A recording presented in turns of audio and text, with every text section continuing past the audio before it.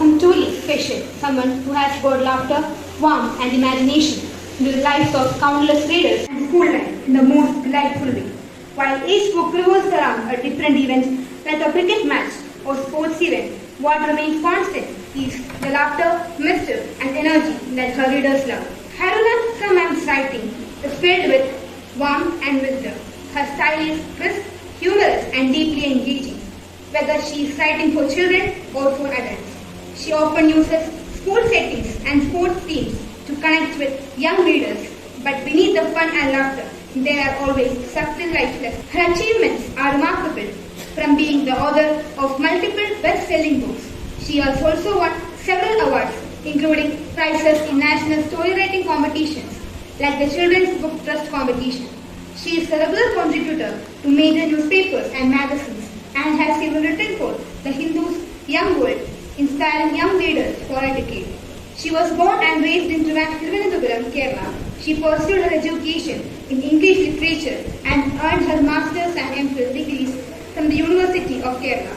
She later became a respected professor of English at All Saints College, Khyrunnisa. What truly makes her inspiring is not just her success, but the way she connects with people. Her journey from teacher to a full-time writer is a lesson in courage, in choosing passion over predictability. Ma'am, your presence here today truly means a lot to us. Your journey is inspiring, your words are powerful, and your spirit reflects everything we hope to nurture in our students. It is with great joy we welcome you to the NCS family. When you read books and laugh, when you talk to each other, when you interact with your friends, all that helps you. When you are constantly alone, then the pressures get to be too much for you. You're not able to handle it. It is very sad that this is happening. But I really cannot offer single, one solution for one cap fits all kind of thing. It is a combined effort. Society has to change. People have to be more understanding. Children themselves are very restless. That has to go.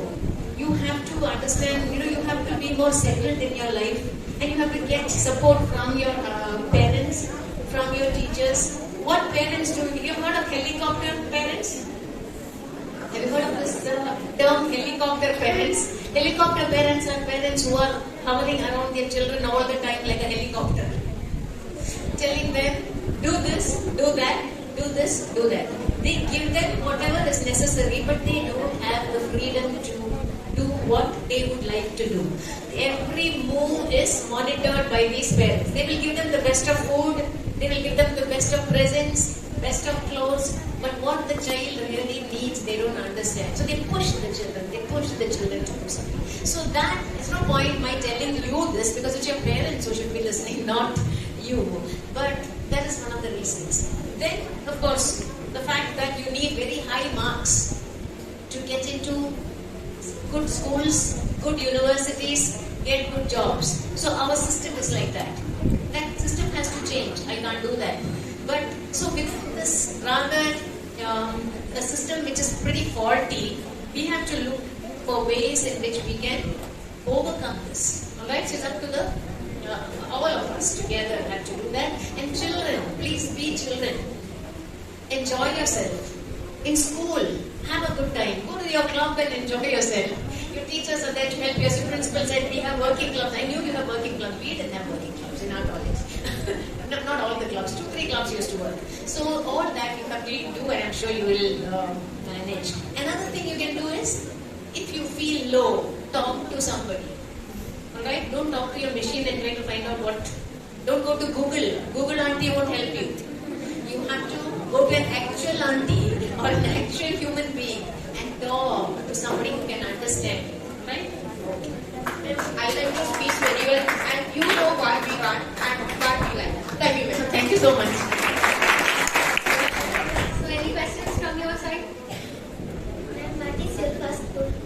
My first book is actually 2 books came at the same time, and one is a book which is not there. It is titled Lost in Ooty and Other Stories. The book is lost. In the sense it's out of print.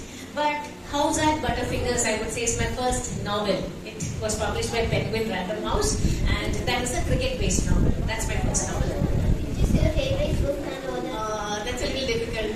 I have written 18 books so far. So it's like I have 18 children. These days of family planning not allowed. But I'll have to ask which your favorite child is little difficult.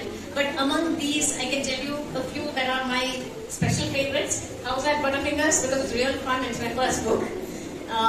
Smash It, Butterfingers, which is a badminton-based novel which just came a couple of years back. Lizard of Oz and Other Stories, which is about little creatures that are pests, termite, ants are not pests, lizard, flies, mosquitoes. These are my heroes because I want to show and make children understand that they are necessary for our environment. That creatures are why we are alive. So through fun, I want to make them aware of small. So I like Lizard of Oz. I like Baby and Dum Dum. I like everything.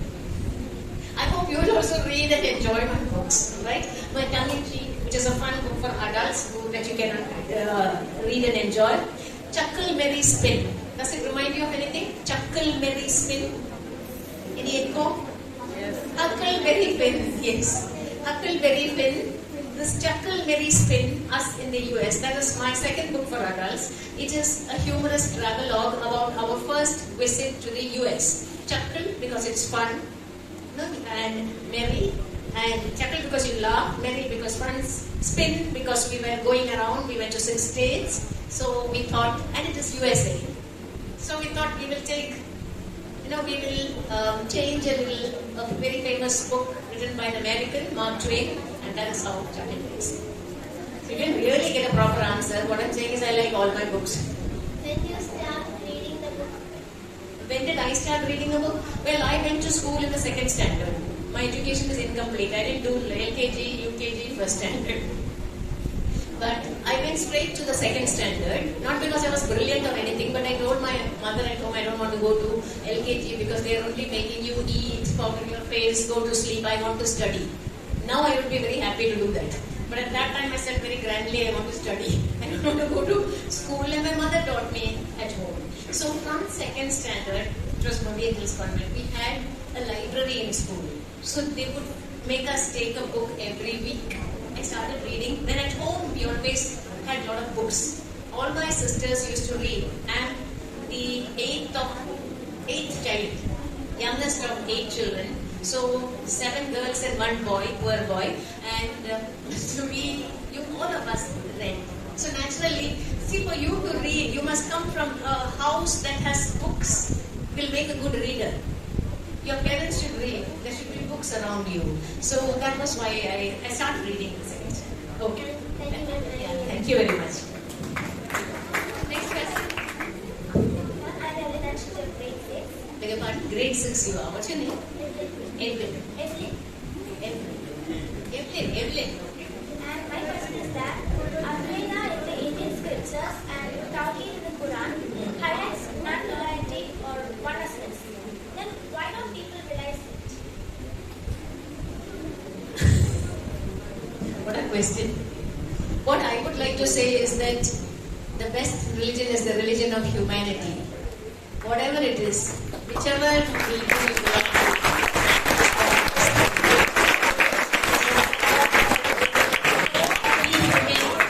Be good, follow your conscience, because all religions supposedly tell you do this, be that, be this. But if you look at the history of the world, all wars have been fought on the basis of religion.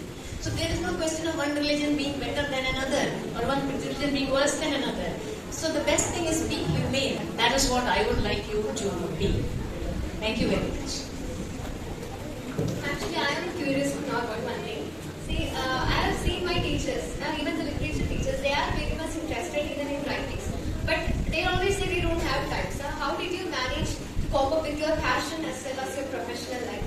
Yeah, it was a little difficult for me because I was teaching, and teaching in a college is not very easy because you have to prepare for lectures and you do a lot of reading for your classes. But reading is a passion, you will make time for it. See, in everything, when you say you don't have time, you still look at all that you're doing and you realize that there's something you can keep aside and read.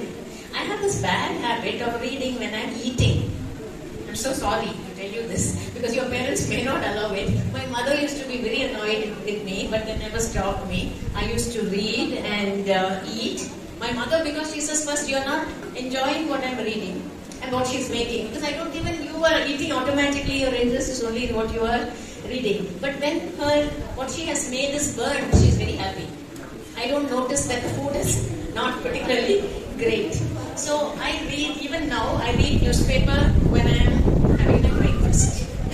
We buy the Hindu, Indian Express and Matrabhumi. Malayalam I can't understand, I look at the pictures. And the other two, like any proper illiterate, I look at the pictures. But the other two, I read. Back to front. Sports is what interests me most, so from sports paper. And I make time to read. You have to make time to read. So it was like a compulsion for me. I have to read. It is like breathing. So that was how. Not only about reading, writing also. Writing also I have to make time to read. So what happens is I'm busy all the time. I don't doze, I don't sleep in the afternoon. I go to sleep only in the night. And once I'm up and about. So I don't realize that I'm not really sitting and I'm not really what people call rest. Because I don't need that. I don't want that. And I managed to find time to write. All my writing has been deadline writing. In the sense, I signed a contract and within 6 months they wanted house at Butterfingers. So I knew I had this much time. So I planned it in such a way that I could. But at the same time, I also had to look after my son, my husband, my family, and it was a challenge. But it was an enjoyable challenge. I didn't regard it as a challenge. I was just going with the flow. And one more thing. See, I or even our Susan madam is afraid of lizards. So you created lizards or ants or these small creations as your heroes. So what was your inspiration about these type of writing style? Why I wrote about these creatures? Yeah, that's as I said. Most of your writing is about very comic way of writing. Yeah, so that's why the side of it. Yeah, because this is also something that is very important for me. The environment. We are ruining the environment. We are destroying the environment. If you look at what is happening around us, the climate change, the weather change, the fact that there are so many natural disasters, it's because we think we are very important. We are not. We are the least important. Human beings are not even a dot on the planet. You know the trillion creatures that are there in the world? So they are the ones who are responsible for the earth existing. So I want children to understand that. So rather than, all the other rituals and things that people are engaged in, which you can do also, we must also be aware of why we are here. What our role as human beings is what our roles are. And why we need to have responsibility towards the environment, which also means responsibility towards other human beings. So that is what I want. People to live in amity with human beings, with creatures, with animals, with trees, with mountains, with rivers, with seas, and so on. If a mosquito sits on me here, I will kill it. I'm sorry. I won't say I love mosquitoes, go away. I automatically kill it. But I won't go all out to kill creatures and things like that. We shouldn't do that. So I have this desire to make heroes of pests, pets of pests. And they are also fun books, humorous books. So I believe that through humor, I can capture children's attention. I don't know whether they stop with laughing, whether they think sometimes that happens, but it's up to them, and that is why I have Butterfingers on one side, a clumsy 13-year-old boy who is carrying a danger. He is a walking danger disaster zone, who is causing trouble all the time, but very well intentioned and finally results in something good. He's 13 years old. Along with that, I also have other books. So I don't have horror. I don't write horror, supernatural, mythology, religious books, none of those things. Mine completely different in scope, in treatment, in the kind of characters, in the attitudes. Any questions? Yeah, very right.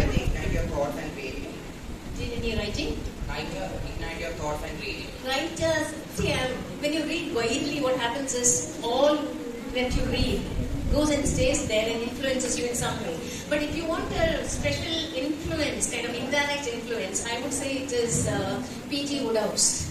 P.G. Wodehouse is a humor writer, a comic writer of wonderful humorous works, and I love his books. Then I love all books, but humorous books are my weakness. And then there is Gerald Durrell, and what is that? Bill Bryson. Have you heard of Bill Bryson? He's a travel writer, but his travel writing is absolute fun. So these are, you can say, my influences. Ma'am, just one more. Yeah.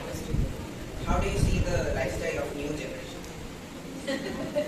How do I see the lifestyle of new generation? Well, you cannot really change much because we are gone to that level. So I can't tell you now you change everything, you do this, do that. What I would like you to understand is, if I can't tell you no screen time. I would like you to have limited screen time.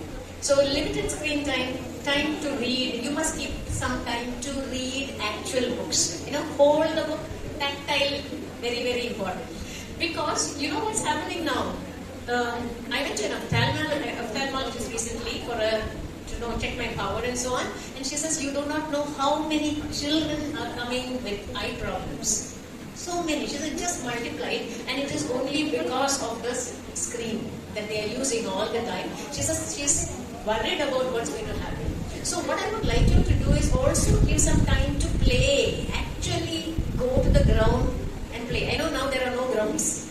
There are no trees to climb. It's all over, but wherever possible you might like you to do that. And also I know what Australia has done. Up to age 16, no social media and no phones in school. They're all banned. So those kind of restrictions are absolutely necessary, because what has happened is we have moved from a play-based world to a phone-based world. And that phone-based world is causing a lot of problems. So maybe we could try to get a little bit of the play-based world also. Thank you. As you have seen, students of National Center School is very curious and energetic. So I think there will be future writers from them. So what advice you can give to them today? So what advice I can give to aspiring writers is, the first piece of advice would be read. Keep reading, because if you don't read, you can't write. Reading is indirectly preparing you to write.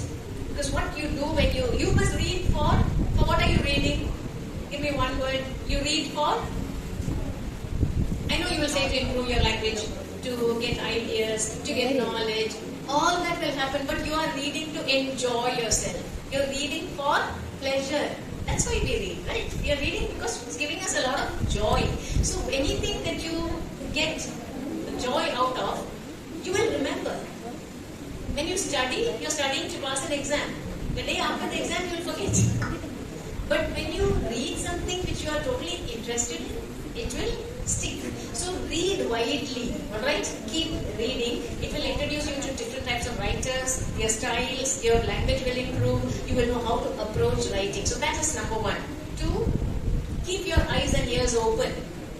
There are stories all around us. And if you get any idea for a story, write it down. Have a notebook with you. If you really want to be a writer, have a notebook with you in which you write down. Third, when you start writing, give it to somebody after you write to correct and ask for an honest opinion. And if the opinion is that you have not written well, don't get angry, because you have to keep improving, right? So and writing is a very difficult thing. It's not easy at all.